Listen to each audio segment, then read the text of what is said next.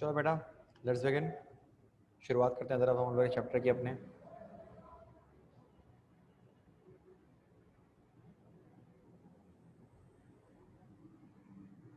ठीक है, अच्छा हम जरा बेटा रीडिंग वगैरह करवाएंगे आप लोगों से, और सारे के सारे ध्यान रखना। तुम लोगों को अच्छी तरह पता है बुक चेंज हो गई है, तो पहले बोल रहा हूँ बेवकूफ़ी नहीं, तमीज़ से पढ़ो सारे के सारे, ठीक है ना।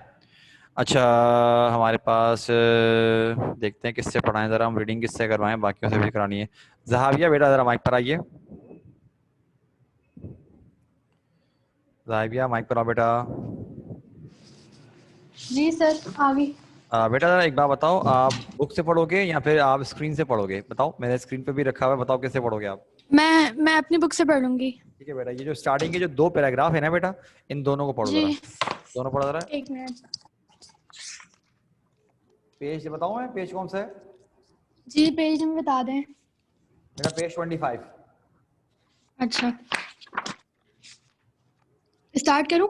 जी बेटा पढ़िए, सारे ध्यान रखो जरा, सारे के सारे पढ़ो बेटा, आप पढ़िए।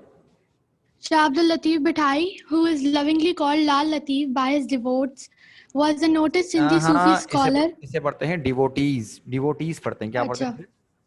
devotees, was a noted Sindhi Sufi scholar, mystic, saint, and poet. He is considered as the greatest Muslim poet of the Sindhi language.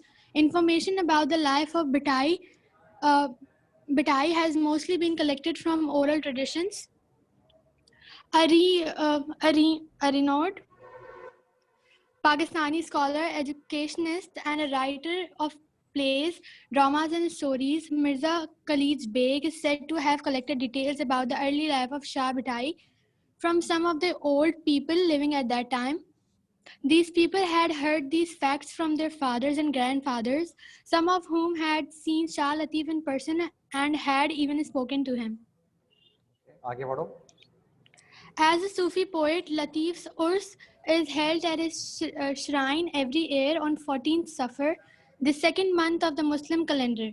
Thousands of people gather and listen to the saint's song sung on the tamburo. Many learned men read papers that tell about Latif's life and his poetry. Some of the key aspects shared by different scholars about Lal Latif are given below. ठीक है, अब रुक जाओ, अब यहीं पर रुक जाओ। अच्छा मेरे बच्चों, यहाँ पर बात क्या लिखी हुई है कि बोलने की अगर हम बात करते हैं शाह अब्दुल लतीफ़ के बारे में बेटा, आपका सेकंड चैप्टर शुरू हो रहा है, तो ध्यान रखना सारे के सारे। कहेगा शाह अब्दुल लतीफ़, जिनको बिठाई बिठाई मतलब इनके नाम के साथ लगता है, क्यों लगता है वो हम आगे पढ़ेंगे, फिक्र नहीं करो। कह रहे कि इनको प्यार से बुलाया जाता है लाल लतीफ़, और इनके जो डिवोटीज़ होते हैं, जो इनके मानने वाले नहीं होते, ठीक है, उन्हें बोलते हैं फॉलोवर्स, डिवोटीज़ होते हैं, इनको लाल लतीफ़ के नाम से बुलाते हैं। कहते हैं कि सिंध के ये स्कॉलर रहे हैं, सूफी स्कॉलर, मिस्टिक, सेंट मतलब बुजुर्ग रहे हैं, और शायर रहे हैं। और बोल रहे हैं कि ये जो है अगर इनको इनकी बात की जाए ना, तो ये सिंधी ज़बान के बहुत बड़े मुस्लिम शायर माने जाते हैं ये।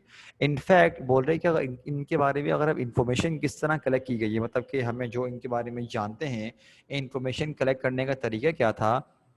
कहते हैं कि वो पुराने तरीकों से जो बाप ने बेटे को बताया, बेटे ने फिर आगे बताया, कह रहे हैं इस तरह से दर नस्ल इनके बारे में ये इंफॉर्मेशन आगे बढ़ती गई, और इस तरह से ये इनके बारे में मामलात लोगों को पता चलते रहे। कह रहे हैं कि एक पाकिस्तानी स्कॉलर हैं जो कि एजुकेशनिस्ट भी हैं, प्लेस भी लिखते हैं, और इसके साथ साथ ड्रामास भी लिखते हैं, स्टोरीज भी लिखते हैं। उनका नाम है मिर्ज़ा खलीज बेग। और कह रहे हैं इन्होंने इनके बारे में क्या बोल रहे हैं कि इन्होंने डिटेल्स कलेक्ट करी शाह अब्दुल लतीफ़ की अर्ली लाइफ, मतलब जो स्टार्टिंग की लाइफ थी ना, उनके बारे में करी। किस तरह से कलेक्ट करी? जो लोग वहाँ पर जहाँ पर शाह अब्दुल लतीफ़ हुआ करते थे, वहाँ पर अभी तक रह रहे थे, तो उनसे जब पूछा गया कि भाई उन्होंने उनको ये बातें कैसे पता, तो उन्होंने कहा कि हमें हमारे बाप दादाओं ने ये बातें बताई हैं, और इनफैक्ट हमारे बाप दादाओं में से तो कुछ शाह अब्दुल लतीफ़ को जानते भी थे, उनसे मिले हुए भी थे, उनसे बात भी करी हुई थी बाकायदा। और क्या बोल रहे हैं इसके साथ साथ कि शाह अब्दुल लतीफ़ का जो मेरे बच्चों उर्स होता है, उर्स बोलते हैं बरसी को, ठीक है ना। कह रहे हैं कि वो उनके मज़ार पे मतलब कि ये लोग मनाते हैं भाई, ठीक है। और 14 सफ़र, मेरे बच्चों आपको पता होना चाहिए कि सफ़र जो है इस्लामिक मंथ है, इस्लामिक कैलेंडर का। मुहर्रम पहला है, सफ़र दूसरा है, तो सेकंड मंथ का मतलब कि जो मुस्लिम कैलेंडर की 14 तारीख होती है, बल्कि मेरे ख्याल से मेरे बच्चों तुम लोगों का भी ऑफ भी हुआ था, स्कूल खुलने के बाद एक इसका ऑफ भी हुआ था, जहाँ तक आप लोगों को याद हो, ठीक है ना। तो बोल रहे हैं कि बहुत सारे लोग यहाँ पर आते हैं, और शाह अब्दुल लतीफ़ के जो मतलब गाने हैं वो एक तंबूरो है, उस पर बजाते हैं। जब अब आप बोले से तंबूरो किसे बोलते हैं, फिक्र नहीं करो, बता रहा हूँ मैं। इधर देखो जरा, सारे के सारे इधर स्क्रीन पे देखो, एक मरतबा बता रहा हूँ मैं।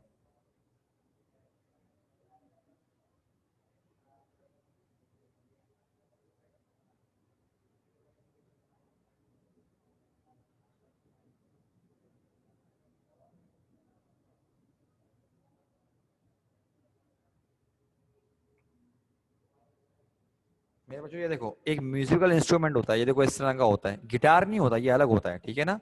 ये देख लो, अलग किस्म का होता है ये, ठीक है। इसे तंबूरो बोलते हैं। क्लियर है मेरे बच्चों, सब बात समझ में आ गई। तंबूरो इज अ म्यूजिकल इंस्ट्रूमेंट, ये दरअसल शाह अब्दुल लतीफ ने ही बनाया था। समझ में आ गई बात। आगे आगे बढ़े, क्लियर है, या एक दो इमेज और दिखा दूं। चलो ये देख लो, इसको इस तरह बजाते हैं, नीचे रखकर यूं करके इसको बजाया जाता है। ठीक है भाई, इसको हम जरा यहाँ रोकते हैं, आगे कंटिन्यू करते हैं अपना अपना आगे अपना चैप्टर आगे पढ़ते हैं हम लोग जरा। अच्छा, अब देखो, अब क्या बोल रहे हैं, यहाँ पर आते हैं तंबूरों पे उनके सॉन्ग वगैरह बजाते हैं। और क्या बोल रहे हैं, कह रहे हैं कि यहाँ से लोग आते हैं, शाह अब्दुल लतीफ़ की पोइट्री पढ़ते हैं, और उनके बारे में जो उनके एस्पेक्ट्स हैं, जो अलग अलग लोगों ने कलेक्ट किए हैं, उनके बारे में स्टडी करते हैं और जानते हैं शाह अब्दुल लतीफ़ की लाइफ के बारे में। बट बेटा आगे पढ़ना शुरू करते हैं। हानिया, मेरे बच्चे जरा माइक पर आओ आप जरा।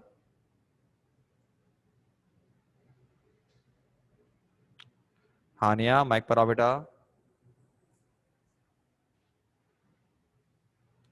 और किसी को कोई बात कहनी हो तो जी बेटा, सर जी। हाँ चैट, किसी को कोई बात कहनी हो तो बेटा जी सर। हाँ, तो बेटा ये जरा यहाँ आप, मेरा बच्चा ये कहाँ से पढ़ोगे आप, बुक से पढ़ोगे स्क्रीन से पढ़ोगे। सर मैं बुक से पढ़ रही हूँ। ठीक है बेटा, ये जो नंबर 1 पॉइंट है ना, जो पूरी हेडिंग है, ये पूरा का पूरा पढ़ो। एक मिनट रुको जरा, मैं जरा सबसे पूछ रहा हूँ, एक बच्चे का मैसेज आएगा सर आवाज कट रही है। मेरे बच्चों आपको मेरी आवाज आ रही है। हानिया बेटा आपको मेरी आवाज जी क्लियर सर आ रही है। आपकी आवाज़ बहुत कट रही है। कट रही है, ठीक है। जरा मैं जरा फिर ये कि थोड़ी लोकेशन जरा चेंज नहीं करनी सर पड़े। ग्लिच हो रही है आपकी आवाज़ बहुत ज़्यादा। अच्छा चलो, मैं फिर जरा अभी अभी के लिए थोड़ा बर्दाश्त करो, फिर कल कोई सेटिंग करते हैं जरा मेरा बच्चा, ठीक है। ऐसा नहीं है, जरा थोड़ा सा जरा बर्दाश्त कर लो जरा, क्योंकि बेटा अभी अचानक से जरा लोकेशन चेंज करना ना थोड़ा अजाब हो जाएगा, तो जरा आज के जरा थोड़ा करो डर। अच्छा चलो खैर, मेरे बच्चे जरा पढ़ो, क्या कहते हैं, हानिया जरा आप पढ़ना शुरू करो बेटा। हानिया,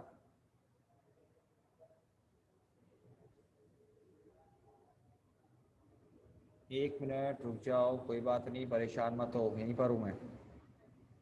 हानिया मेरा बच्चा, आप कहाँ गए, आपने क्यों माइक ऑफ कर दिया, आप तो माइक पर आओ। जी सर पढ़ूँ बैकग्राउंड एंड फैमिली से। हाँ नहीं, यहाँ, हाँ यहाँ से पढ़ना शुरू करो बेटा। सर बैकग्राउंड एंड फैमिली से पढ़ूँ। जी बेटा यहीं से पढ़ना है।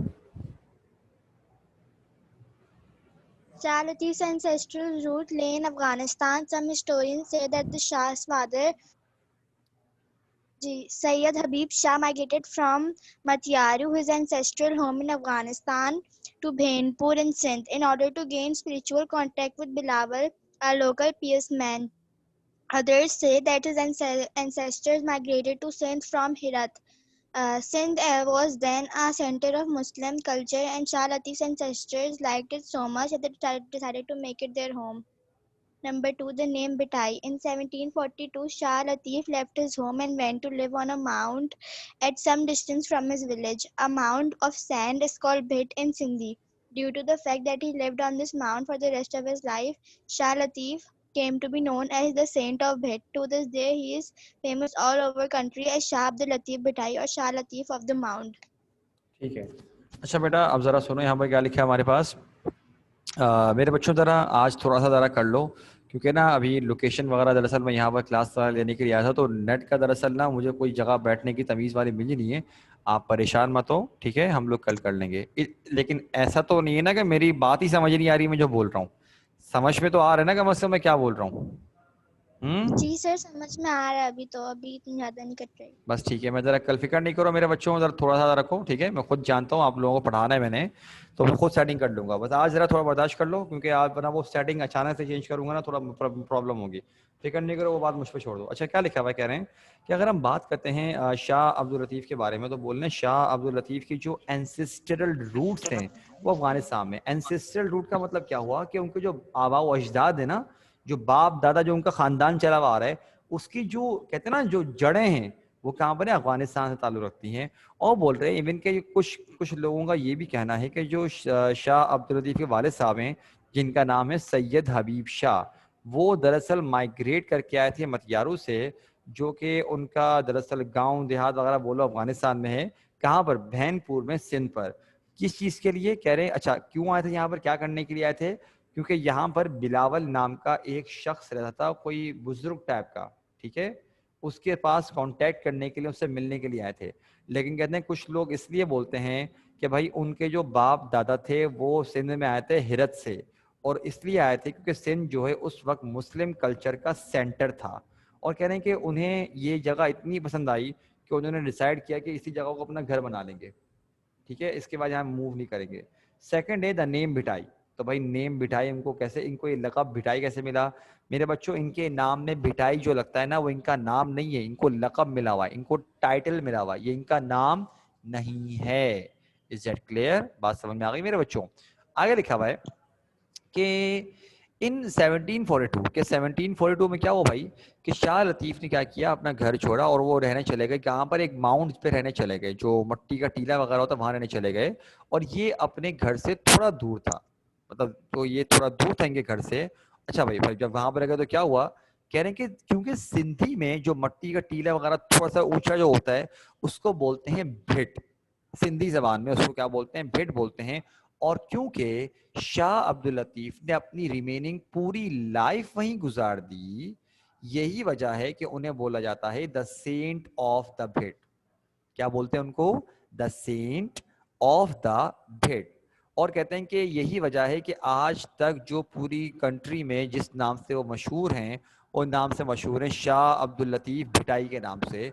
या फिर अगर आप इंग्लिश में बोलो तो बोलते हैं Shah Latif of the mount, लेकिन हम जानते हैं ये तो कोई बोलता ही नहीं है, भिटाई के नाम से ही मशहूर हैं, ठीक है ना?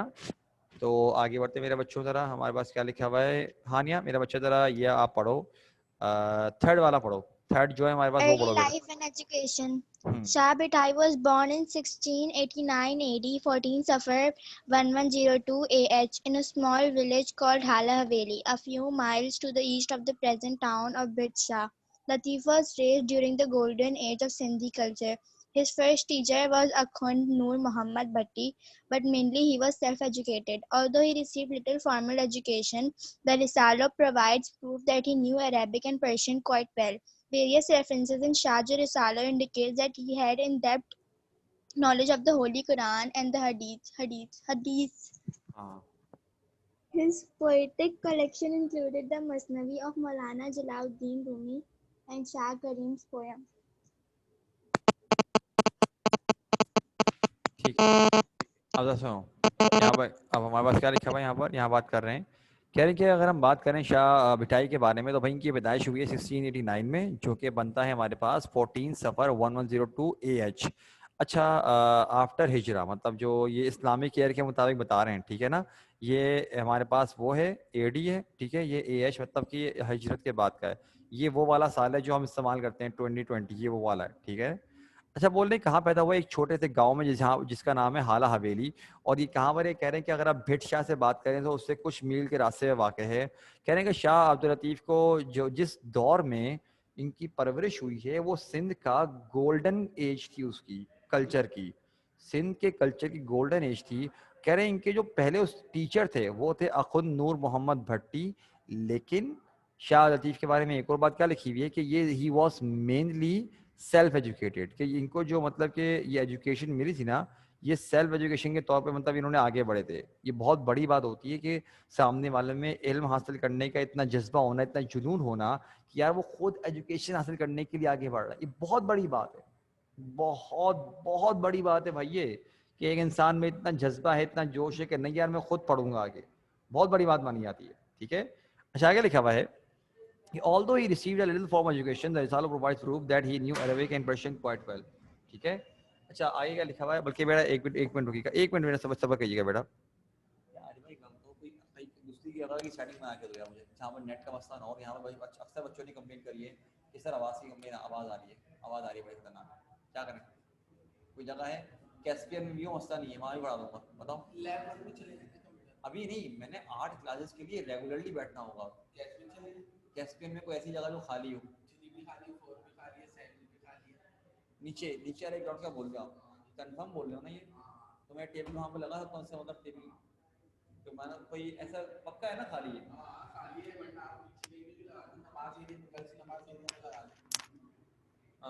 गर्ल्स नमाज नहीं है, थोड़ा अजीब करीब हो जाएगा वो वाला। मैं क्योंकि चाह रहा हूँ ऐसी जगह लगाऊँ जहाँ मैं सिग्नल हो, जहाँ मैं अकेला बैठा हूँ, जहाँ बच्चों को प्रॉब्लम, क्योंकि बच्चों ने आज रूम 7 कौन सा वाला है? लाइब्रेरी के बराबर पास सिग्नल पाते हैं पक्के नस्ली आते हैं वहाँ के, तो अपना अलग है ना उसकी, तो 30 पता है मुझे। तो वहाँ का सिग्नल आ रहा आते हैं वहाँ के, बस सेट है, कल वहाँ जाकर घेर लूँगा, ऐसे की तैसी हो गई। हाँ मेरे बच्चों, बेटा आगे हमारे पास लिखा हुआ है कि अब क्या हो भाई कि शाह अब्दुल लतीफ़ के मतलब कि इसके बाद नॉलेज की बात कर रहे हैं कि हाँ हम बोल रहे थे कि वो सेल्फ एजुकेटेड थे बहुत ज़्यादा, और कह रहे हैं कि अच्छा इनके बारे में क्या बोल रहे हैं कि उन्होंने एजुकेशन तो उन्होंने हासिल करी, मतलब कि जो दूसरों ने उनको पढ़ाया वो तो बहुत कम था, लेकिन कह रहे हैं कि अगर हम उनके रिसाले पढ़ें तो उनको हम इससे पता चलता है कि शाह लतीफ़ को अरेबिक ज़बान भी बहुत अच्छी आती थी और पर्शियन भी। पर्शियन को कोई मुझे बताएगा कि उर्दू में क्या बोलते हैं? हाँ भाई, हाँ मेरे बच्चों, क्या कोई मुझे बताएगा कि पर्शियन को क्या बोलते हैं? कोई मुझे बताएगा मेरे बच्चों?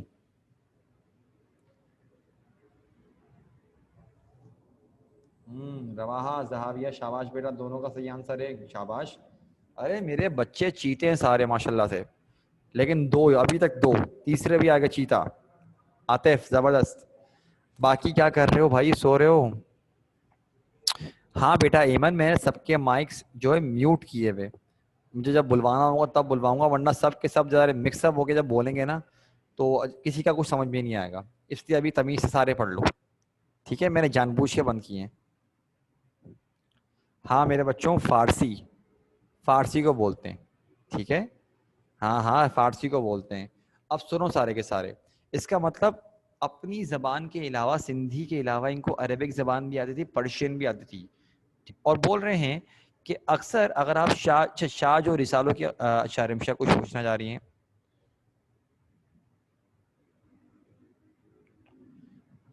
रिमशा बेटा आपने शायद हैंड फ्री नहीं लगाई हुई, या आपका माइक शायद नहीं चल रहा, बल्कि अब आ गया। हाँ हाँ मेरा बच्चा पूछो, आप कुछ पूछना चाह रहे हो, बोलो।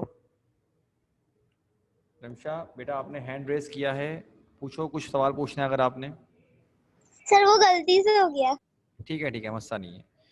अच्छा, अब हमारे पास क्या करते हैं हम, या हाँ हम बोल रहे थे कि इसके अलावा कह रहे हैं बहुत सारे रेफरेंसेस दिए गए हैं, मतलब के हवाले दिए गए हैं शाह जो रिसालो। अच्छा आप बोले सर शाह जो रिसालो क्या है?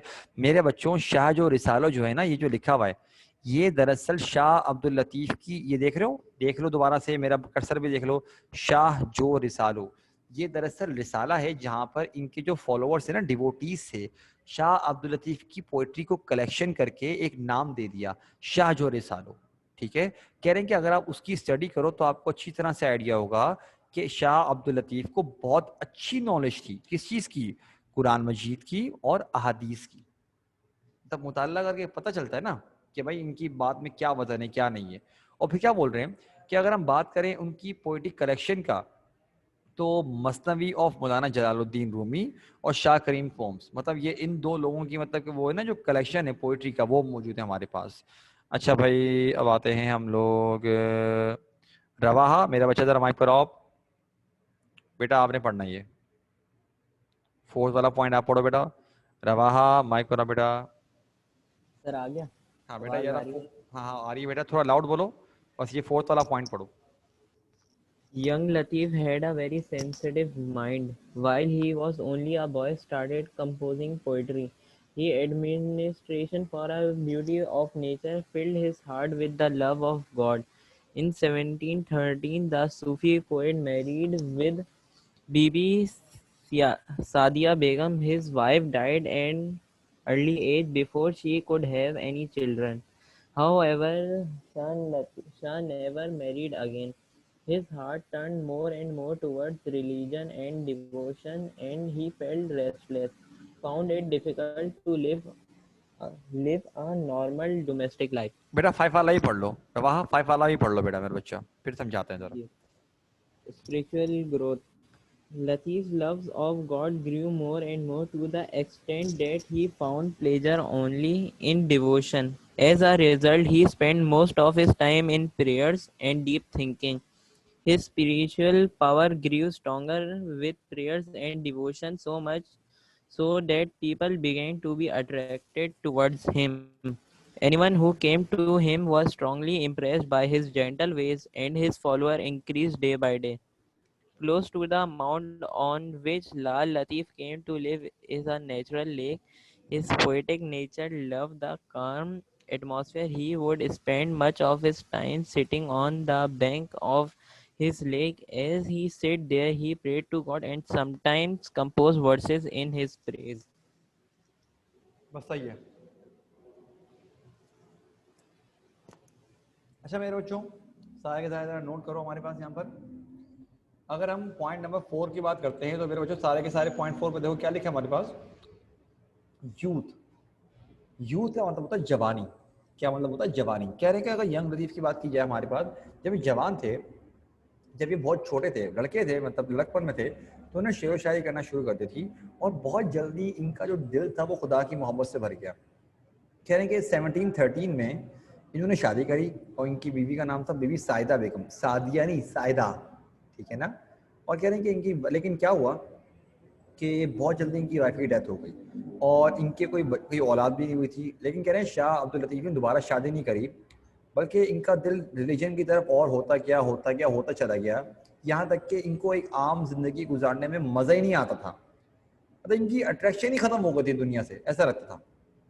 फिर क्या बोल रहे हैं, अब आ जाओ यहाँ पर, क्या कहते हैं हम, हमने ये और स्पिरिचुअल ग्रोथ। स्पिरिचुअल ग्रोथ मतलब रूहानी ताकत किस तरह की बढ़ी। मेरे बच्चों देखो, जब हमको अपना जिस्म स्ट्रॉन्ग करना होता है तो हम अच्छी ग़िज़ा खाते हैं, एक्सरसाइज करते हैं, ठीक है, इससे हमारी फिजिकल बॉडी स्ट्रांग होती है। लेकिन एज अ मुस्लिम हमारा ये मानना है कि हमारे जिस्म में सिर्फ हमारा गोश्त नहीं है बल्कि रूह मौजूद है हमारी, ठीक है।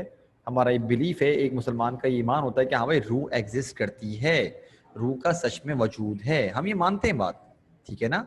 तभी तो हम इतना आगे, मतलब कि इतनी तमाम चीज़ों को डील कर रहे होते हैं। मेरी बात समझे? तो कह रहे हैं कि शाह अब्दुल लतीफ़ की अब ये ग्रोथ थी या किसी भी ग्रोथ होती है वो इस तरह होती है भाई कि आप जब इबादतें करते हो अल्लाह के नाम पर, जब आप इतना ज़्यादा मतलब कि अपने आप को वक्फ करते हो, तो ख़ुद ब खुद अल्लाह ताला आपकी स्पिरिचुअल रूहानी ताकत को बढ़ाता है। ये सच में कुछ पावर्स ऐसी होती हैं जो नेचुरल नहीं, एकदम सुपर नेचुरल टाइप की होती हैं। लेकिन तुम लोगों को पहले बता दूं, अगर इस नियत से बात करी ना, अल्लाह ताला ताकत देगा, सुपर पावर्स आएंगी, ऐसा नहीं होगा, पहले बोल रहा हूँ मैं, ठीक है भाई। वो अल्लाह ताला किसी गिनती के किसी को मतलब देता है तो देता है, वो भी ऐसे लोगों को जिनको पता है अल्लाह बात को कि भाई ये ताकतों के लिए मेरी बात नहीं कर रहा, ये बस मुझसे मोहब्बत करता तो मेरी बात कर रहा है। और ऐसे लोगों को वाकई को फर्क नहीं पड़ता होता, समझ रहे हो।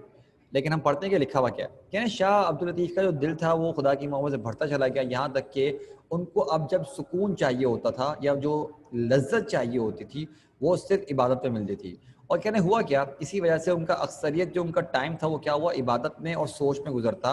और कह रहे इनकी जो रूहानी ताकत थी वो बढ़ती चली गई, यहाँ तक कि इतनी बढ़ गई कि लोग खुद ब खुद इनकी तरफ अट्रैक्ट होने लगे। और जो कोई इनसे मिलता तो इनसे बहुत इंप्रेस होकर जाता, तो इनके फॉलोअर्स क्या होते गए, बढ़ते चले गए, जो मिलता फॉलोअर बन जाता। कह रहे हैं कि हुआ क्या कि शाह अब्दुल लतीफ़ जहाँ पर मतलब बाउंड थी ना, वहीं पर एक छोटी सी मतलब कि ना एक झील भी थी, एक लेक थी। और वहाँ पर जो एटमॉस्फेयर था ना कि पानी गुजर रहा है, एकदम पुरसुकून माहौल, वहाँ बैठ के अक्सर क्या करते थे, शेर व शायरी किया करते थे और अल्लाह की हम्द सना बयान किया करते थे, ये वाली बात थी। अब मेरे बच्चों 6 पॉइंट पर आओ, डेथ एंड रिमेम्बरेंस। तो मेरा बच्चा मैं बोलूँगा आयशा मान, बेटा माइक पर आइए। आयशा मान मेरे बच्चों माइक पर आओ। आयशा, आयशा अमान बेटा आपको बोल रहा हूँ माइक पर आओ, रीडिंग करनी है, शाबाश जल्दी करो मेरा बच्चा, हमारे पास टाइम नहीं है, मुश्किल से कुछ मिनट्स रह गए, 10 मिनट से मुश्किल से, जल्दी आओ। अरे हद हो गई भाई, आशा लग रहा है सो गई है।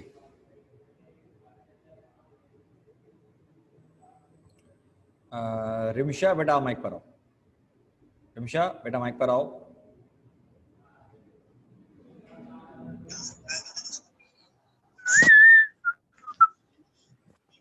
Lal Latif died in 1752 on the mound where he had lived.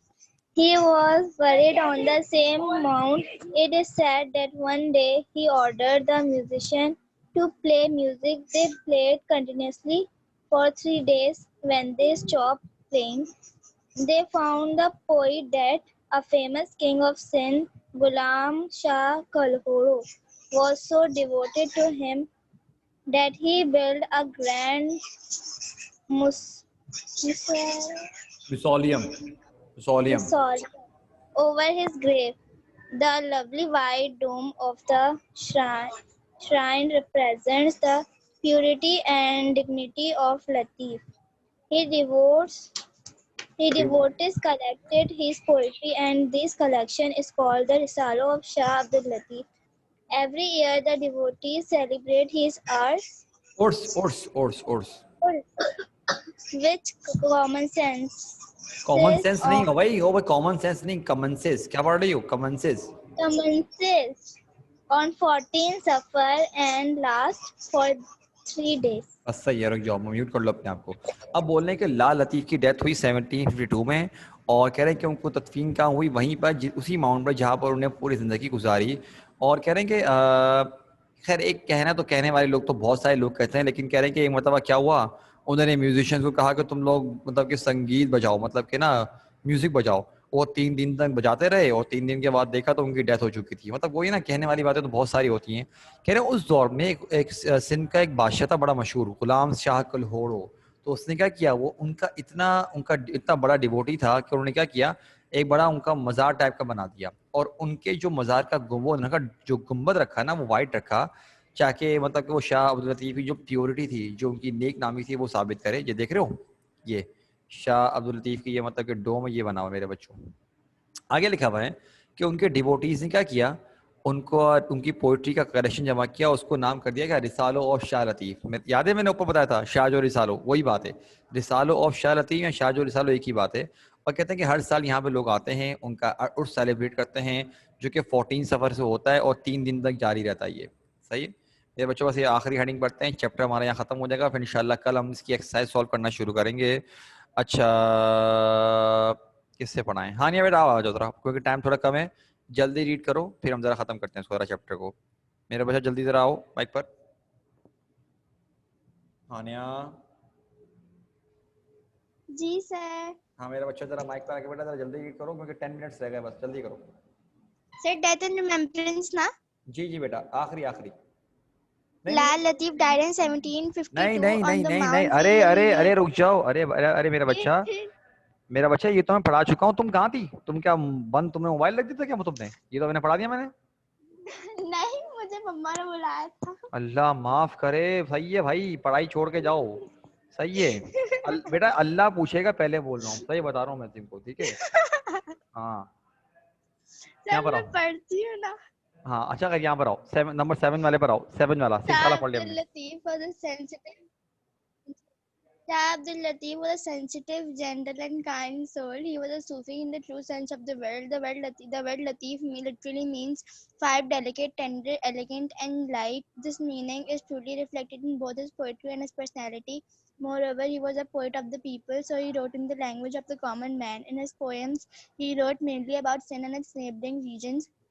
However, he also mentioned distant cities such as Istanbul and Samarkand, and also talks about Sindhi sailors, Samudi, their navigation techniques, and their voyages as far as the Malabar coast, Sri Lanka, and the island of Java. Here is the translation of one of such verses. Clouds return, and once again it rains. Lightning flashes from all sides, and with it some go to Istanbul, others turn to the west. Some shine bright over China, and others take care of Samarkand. Some wander to Rome, to Kabul, to Kandahar. Some lie on Delhi, Deccan, thundering over. My beloved Allah, may you always make Sindh a land of abundance. My beloved Allah, may you make prosperous the whole universe. Shah Abdul Latif, Bithai Sur Sarang, Shajar Risalo. His collected poems have been compiled in Shajar Risalo, which has been translated into English, Urdu, and other languages. His spiritual and mystic poetry carries a message of love which makes it universal and acceptable to the entire human race. Shah Abdul Latif Bhai is and always will be remembered for his great poetry with love and reverence. बस सही है। बेटा देखो यहाँ लिखा हुआ है कि शाह अब्दुल लतीफ की पोइट्री के बारे में क्या बात लिखी हुई है कि मतलब कि बहुत ये पोइट्री के बारे में बाद में पढ़ेंगे। पहले लिखा हुआ है कि ये बहुत ही नरम दिल इंसान थे, बहुत सेंसिटिव इंसान थे, और कहने के वो सूफी थे, मतलब कि जो बुजुर्ग हस्ती थे। और कहने के जो लतीफ़, जो लाम है ना लतीफ़, इसका मतलब फाइन, डेलिकेट, टेंडर, एलिगेंट, ठीक है ना। अब कह रहे हैं कि शाह अब्दुल लतीफ की मतलब कि अगर आप पोइट्री को देखो, पर्सनैलिटी को देखो ना, तो आप खुद भी एक इम्प्रेस हो जाओ। बल्कि यही नहीं, ये लोगों के ना पोएट ऑफ द पीपल, इसका मतलब ये है कि उन्होंने जो पोइट्री करी उन्होंने कॉमन लोगों की ज़बान में करी। मतलब अगर एक आम इंसान भी उस पोइट्री को पढ़ेगा समझ जाएगा। एक तो अल्लामा इकबाल की शायरी है, अगर आप वो पढ़ने बैठ जाओ तो आपका दिमाग ख़राब हो जाएगा। हालांकि हालांकि शायरी बड़ी क्लास की है, अगर आप उसकी मीनिंग पे जाओ बहुत आला है, लेकिन वो एक आम जबान में नहीं है, हर कोई नहीं समझ सकता। उसके लिए उर्दू की अच्छी नॉलेज होनी चाहिए, तभी आपको वो बात समझ में आएगी। सभी समझ रहे मेरी बात। अब क्या बोल रहे हैं कि इसके साथ साथ वो अपने जब पोइट्री लिखा करते थे तो सिंध के आसपास की जगहों के नाम भी मेंशन किया करते थे। यहाँ तक कि कभी कभार ऐसा भी होता था कि आसपास के नहीं बल्कि दूर दराज, जैसे कि इस्तांबुल, समरकंद वगैरह की जो मतलब वो मतलब के किया करते थे। या सिद्धी सेलर्स जो मतलब सेल किया करते समंदर पर, समुद्री। और कह रहे हैं उनकी नेविगेशन स्किल्स के बारे में, यहाँ से वहाँ जाने में। और फिर उन्होंने ये जो लिखा हुआ है ना, ये थोड़ा टेढ़ा मेढ़ा करके लिखा हुआ है, ये उनकी पोइट्री की एक ट्रांसलेशन है। लेकिन अभी हम इसको नहीं पढ़ रहे क्योंकि इसको अभी पढ़ने का फायदा नहीं है, ये बाद में पढ़ेंगे। क्योंकि मेरा बच्चा असल मकसद ये नहीं है, ये सिर्फ ट्रांसलेशन करी हुई है, ठीक है। ये जब हम एक्सरसाइज सॉल्व करेंगे तब तुम लोग इसको पढ़ना, तब तुम लोगों को समझ में आएगा, वरना इसको मैं समझाऊंगा कुछ समझ में नहीं आएगा। क्योंकि एक तो पोइट्री ऊपर से पोइट्री को एक जबान से दूसरी जबान में ट्रांसलेट कर दिया है, पढ़ के क्या खाक मजा आएगा। नीचे आ जाओ, लिखा हुआ है उनकी जो पोइट्री का कलेक्शन है उसको कंपाइल किया गया है किसमें, शाह जो रिसालो। देखो वही बात आ गई, मैं तुम लोगों को पहले बताई थी बात। और कह रहे हैं इसको बहुत सारी लैंग्वेजेस में ट्रांसलेट किया गया है, जैसे कि इंग्लिश, उर्दू और भी जबानों में। कह रहे हैं कि इसके साथ साथ उनकी जो स्पिरिचुअल पोइट्री वगैरह है, ये इसमें एक जो मैसेज है सिमिलर, वो है लव का, मोहब्बत का, प्यार का पैगाम है।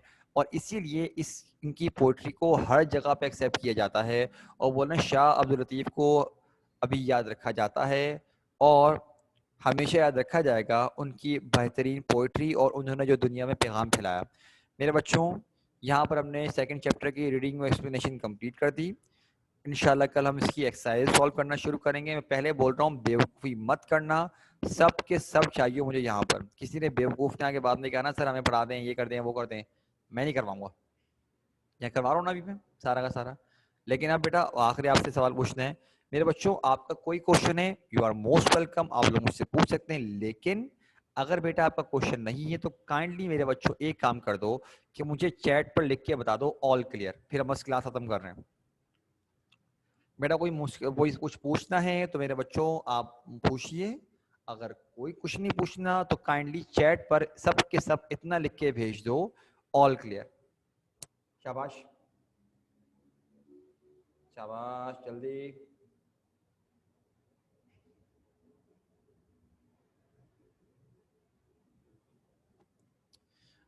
एमन मेरा बच्चा, मैंने आपका मैसेज देखा ही इतनी बाद में, आपने आखिर में किया, वरना मैं आपसे ज़रूर पढ़ाता मेरा बच्चा, ठीक है। वरना नॉर्मली तो मैं हानिया से पढ़वाता रहता हूँ, मैं स्टार्ट में ही पढ़ाया था। चलो खैर बेटा नेक्स्ट टाइम पढ़ाएंगे आपसे, ठीक है। बोल स्टार्टिंग में बोल दिया करो, हैंड रेस कर लेते हैं मेरा बच्चा, मैं तब देख लेता हूँ। सही है, चलो मेरे बच्चों, ठीक है। इसको हम यहाँ पे रोकते हैं, इंशाल्लाह कल मुलाकात करते हैं। कल कोई लेट ना हो, आज बच्चे तुम लोग कुछ लेट आए हो, ठीक है ना। कल टाइम पर इज्जत के साथ पहुंचे ना, बात समझ में आ गई। चलो बेटा ठीक है, अपना ख्याल रखिएगा मेरे बच्चों। अस्सलाम वालेकुम, अल्लाह हाफिज़।